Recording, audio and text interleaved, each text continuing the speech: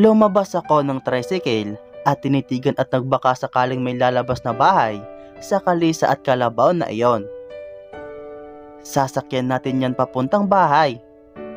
Anya nang nakita ang mukha kong nagtataka sa Kalabaw at Kalisa. Napalunok ako. Ito kasi ang first time kong makakasakay ng ganyan. Hindi ko alam kung tatakbo ba ako o magyayaya kay Wade na maglakad na lang. Pero naglahad siya ng kamay kaya tinanggap ko na. Buong pag-aakala ko ay hahayaan niya akong humakbang sa Kalisa pero nagkamali ako. Binuhat niya ako sa mga bisig niya. Ngiti-ngiti siya nang ginawa ko ito. Wade! Hinampas ko ang braso niya sa sobrang kaba. Naririnig ko na talaga ang sarili kong puso na halos lumabas na sa dibdib ko dahil sa ginawa niya. Halos masabunutan ko siya sa mini heart attack ko. Pinikit niya ang isang mata niya at tumawa sa akin. Ayan, gusto ko nang maingay ka. Kumindat siya. Hinampas ko ulit ang braso niya. Ang green mo talagang bumanat. Sabi ko habang pulang-pula na ang pisngi ko. Tumaas ang kilay niya at nagsimulang maglakad. Anong green sa gusto ng maingay? Humagalpak siya sa tawa. Kumunot naman ang noo ko at pinulupot ang braso ko sa liig niya. Feel na feel ko na talaga ang kakisigan at kawagapuhan niya. Natahimik siya at napatingin sa akin. Kaya ko namang maglakad. Untag ko. Maputik dito. Alam kong mamahalin ang sapatos mo. Baka masira yan.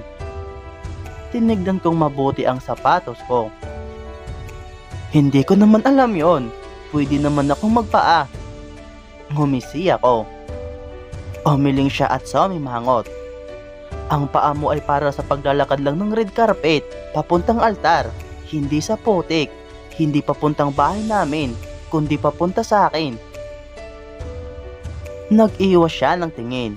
Nanlaki ang mga mata ko. Hindi ako makapaniwalang seryoso siya nang sinabi niya iyon. Buong akala ko ay matatawa siya sa dulo o di kaya ay idideklara niyang joke lang yon. Altar Wade? Napalunok ako. Kinagat niya ang labi niya at binaba ako sa Kalisa. Hindi siya nagsalita hanggang sa tinapik niya yung Kalabaw. Bakit Rina? Saan ba sa tingin mo patungo ang relasyon nating ito? Sa mukha niyang hindi makatingin sa akin at may pulang-pulang pisngi, marami akong napagtanto.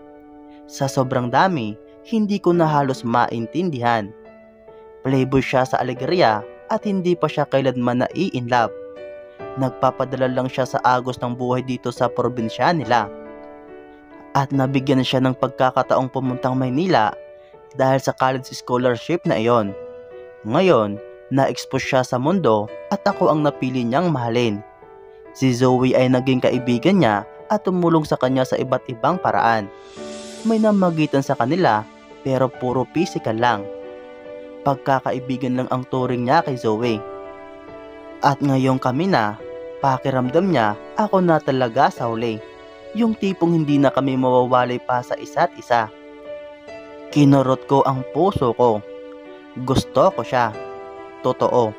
Mahal ko siya. Totoo. Pero sa totoo lang din, hindi ko pa naisip ang future naming dalawa. At ngayong binanggit niya ito, tsaka ko pa lang naisip. Hindi ako makapaniwalag nandoon na ang iniisip niya. We were not on the same page yet. Sabay gulo niya sa buhok niya at hila sa Kalabaw. Nalaglag ang pangako at nagilty agad. Tinanggal niya ang t-shirt niya at sumakay sa Kalisa habang buwat-buwat na kami ng Kalabaw. Napalunok ako nang hindi siya tumabi sa akin. Nasa harap ko siya at napangalong baba. Nakasimangot siya at nakatulala sa mga maberding bukid ng alegria. Anong gagawin ko? Patay. Galit yata siya dahil nabigla ako sa sambit niya. Patay. Wade, hindi naman sa ganon. Gusto ko rin, Wade. Pero hindi ba masyadong maaga? Hindi ka kaya makakakita pa ng iba? I mean, you're a rockstar. For heaven's sake, I'm just me. At gwapo ka. Sa sobrang gwapo mo, hindi ako niniwalang... Ngayon, maniwala ka. Kasi ako na mismong nagsasabi sa'yo, Rina. Isang araw, nakaugat ka na lang bigla dito. Sabay turo niya sa puso niya. Kaya gagawin ko ang lahat para lang mabigyan ka ng maayos na buhay pag naging tayo na. Uminit ang pisngi ko sa sinabi niya. Pero kung hindi mo ako gusto ko, Wade. Mahal kita. Nalaglag ang panga niya at nakita kong pumula ulit ang pisngi niya. Tumayo ako. Gusto kong tumabi sa kanya at i-assure siya na gusto ko rin siya. Na nasa parehong pahina kami. Na mahal ko siya talaga. Pero dahil hindi talaga ako magaling magbalanse lalo na dito sa isang kalisang kalabaw ang humihila, imbis na umupo ako sa tabi niya ay natumba ako. Nilahad niya ang magkabilang braso niya para salawin ako. Pero dahil hindi ko na makontrolado ang sariling bigat ko, yung mukha ko ay dumaritso sa mukha niya at ang dibdib ko ay nakadiin sa dibdib niya. Naramdaman ko ang pag-flex ng mga muscles niya sa dibdib ko. 1 pulgada na lang ang layo ng mukha namin. Halos magkadikit na ang ilong namin. Itinulak ko siya dahil hiyang-hiya ako sa dibdib kong nakadikit sa kanya. Napapikit siya na para bang hirap na siya. At dahil mukhang may pinagdadaanan niyong kalabaw, mas lalo ko pang idiniin ang sarili ko sa kanya. Mas lalong uminit ang pisngi ko. Pumungay ang mga mata niya. Para bang unti-unti siyang nalalasing. Unti-unti siyang bumibigay. Pumikit siya at hinila pa ako lalo. Naramdaman ko na lang ang mga halik niya sa labi ko. Wade, sabi ko. Mura niya habang naghahalikan kami. Pagkatapos ng mura niya ay naramdaman kong dahan-dahan niyang itinaas ang isang tuhod ko. Lasing na lasing ako sa halik niya. Kaya't hindi ko na namalayan na maging ang tuhod ko ay itinaas niya na rin sa kabilang hita niya. Oh Wade, nakakalasing halik mo, I said in between his deep kisses. Maiinit at masarap talaga siyang humalik. Hindi ko alam kasi wala pa akong ibang nahahalikan, pero binabase ko ang halik niya sa pagkakawala ko sa ulirat. Pag hinahalikan niya ako, pakiramdam ko, naglalakbay ako kung saan. Nawawala ako. Nakakalimutan ko na nasa open space kami. Napapunta pa lang kami sa bahay nila na pwedeng may makakita sa amin ditong naghahalikan. Mas malutong niyang mura sa bahilan niya palalo sa katawan ko. Idinian niya ang mga palad niya sa likod ko kaya mas lalo pa akong napahilig sa kanya. Bigla siyang gumalaw ng my right arm. Hinaplos ko ang dibdib niya, pababa ng abs niya. Ang yummy kahit may t-shirt pa. Mas lalo akong nalasing sa halik niya nang naramdaman ko ang isang kamay niyang nasa liig ko at mas lalong lumakas ang rhythm ng paggalaw niya. Hindi ko alam kung mapipigilan ko pa ba ang sarili ko. Ganito pala yon. Gusto kong pigilan pero nanghihina ako. Para bang hinihigop ng halik niya ang lakas ko. Rina, mahal na mahal kita. Hindi ko alam na kaya ko palang magmahal ng ganito. Dumilat ako at nakita kong nakadilat din siya. Buong akala ko pangarap ko sa buhay lang ang inspirasyon ko. Hindi ko alam na ikaw pala ang magiging dahilan kung bakit ako magkakaganito. Napalunok ako sa sinabi niya. Pumikit siya at hinalikan ulit ako. Ngayon, sa liig naman. Dahan-dahan. Pabitin siya ng pabitin. Nakakalasing, nakakawala sa sarili. Napapikit ako at dinamdam yung halik niya. Naramdaman ko ang kamay niyang gumagapang sa ilalim ng suot ko. Mahal din kita, Wade. Hindi ko alam kung kaya ko pa bang magpigil. He said in a husky voice. Kuya, hindi ka pala dumaan sa kalsada.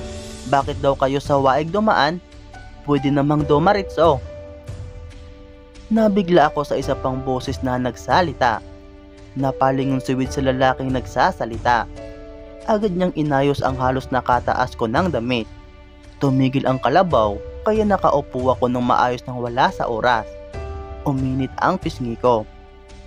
Tinawag niyang kuya si Wade. Ibig sabihin kapatid niya ito? Sumulyap ako sa batang mukhang nasa 15 pa ang edad. Kamukhang kamukha niya si Wade. Gwapo din at seryoso ang pagmumukha. Wala nga lang siyang dimple pero mukha siyang younger version ni Wade. San, anong ginagawa mo dito? Abala si Wade sa pag-aayos ng damit ko habang hindi na ako makagalaw sa kahihiyan. Seriously? Hindi man lang nabigla yung kapatid niya sa naabutan niya? Diretso lang siyang nagsalita na para bang walang pakialam sa ginagawa naming dalawa. Bumuntong hininga ang kapatid niya. Sinusundo kayo. Tumingin si Wade sa akin. Uminit ang pisngi ko. Hindi ako makapaniwalang nahuli kami.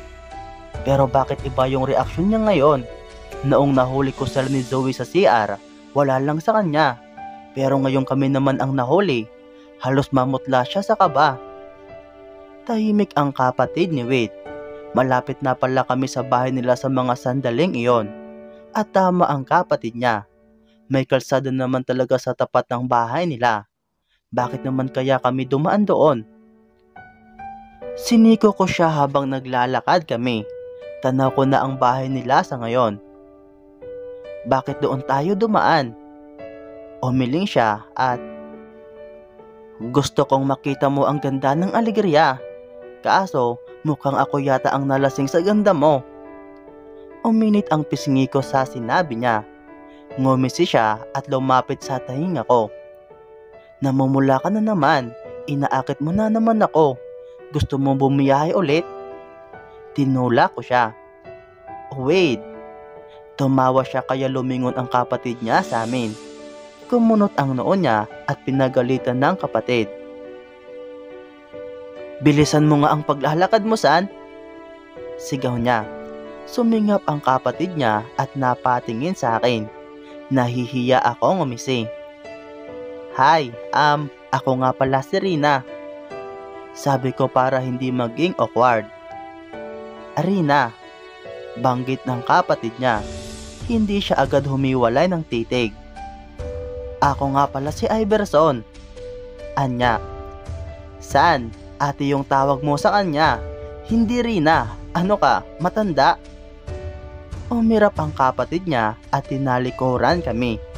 Pumulot ng mga damo at kunting mga bato at putik si Wade at inihagi sa kapatid niyang walang kamalay-malay. Siniko ko ulit siya. Wade. Kumunot ang noo ko. Ano? Wag mo ngang ibuli ang kapatid mo. Ikaw talaga. Ang hilig mong mambuli. Ni ako nga binubuli mo ako noon. Bagay lang yan sa kanya. Kainis. Ano bang ikinakainis mo? Tanong ko. Wala. Malaking baguhan. Pagsosoplado niya sa akin. What the freaking? Anong problema at kanina pa siya sa baguhan niyang yan na? Bilisan mo na ang paglalakad riyan, San. Naiinip na si Ate Rina mo. Natigil si Wade sa pagsasalita dahil sa pagsiko ko. Ano? Inis niyang sinabi sa akin. Umiling na lang ako. Ilang sandali ang nakalipas ay nasa harap na kami ng pintuan ng Rivas family. Dalawang palapag ang bahay ni na Wade. Kulay fresh ito at malinis. Hindi nga lang kasing laki ng bahay namin pero maganda na rin. First time ko sigurong makapunta sa isang ganito kasimpleng bahay. Dinalaw agad ako ng kaba nang nakita ko ang mga picture sa frame. Dalawa lang silang magkapatid. Nakita ko sa picture ang mama niyang mukhang ekstrikta at ang papa niyang sobrang gwapo. May pinagmanahan talaga. Ma, andito po si Rina. Tawag ni Wade sa kusina. Umupo ka muna. Anya sabay turo sa sofa. Hindi ako makaupo sa sobrang kaba. Nauna pa namang pumasok si Iverson sa amin. Baka binanggit niya sa mama ni Wade ang nangyari. Ganon ba? Napatalon ako nang narinig ko ang malamig na boses ng mama ni Wade. Bumulagta siya sa harapan ko. Hindi siya nakangisi. Talagang tinignan niya lang ako ng mabuti. Ma, ito nga pala si Rina, ang girlfriend ko. Tumaas ang kilay ng mama niya sa akin bago bumaling kay Wade. Pasensya ka na, iha. Pero nang umalis si Wade dito, ang alam ko hindi siya nag-girlfriend. Kaya tatanungin ko lang siya. Totohanan na ba ito, Wade? Napatingin ako kay Wade na nakangiti namang nakatingin sa mama niya. Ma, lagpas ulo kaya nalunod ako. Diretso sa puso ang pagkakayanig ko dito. Alam mong di pa ako kailanman nagdala ng babae dito, pero marami ka nang naririnig. Pero ito lang ang totoo, dahil nanggaling mismo sa bibig ko. Nakangisi, nakataas ang kilay na tumango ang mama niya kay Wade.